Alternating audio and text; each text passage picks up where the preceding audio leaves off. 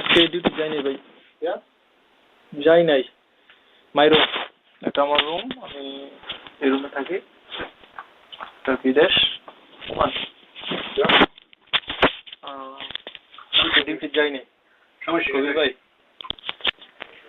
আসাক ভাই, সমস্যা ওই যে হাতে ব্যথা করছিল, ওই চুকের অবস্থা নামাইছিলাম, সেই কারণে যাই। কবির ভাই আজকে ডিউটিতে যাই নাই, আপনার আমার প্রচন্ড হাতের ব্যথা ছিল, সেই কারণে কালকে যাবো ডিউটিতে। তো বাড়ির সবাই ভালো আছে ভাই? আব্বা আম্মার শরীর কেমন? ভালো নেই?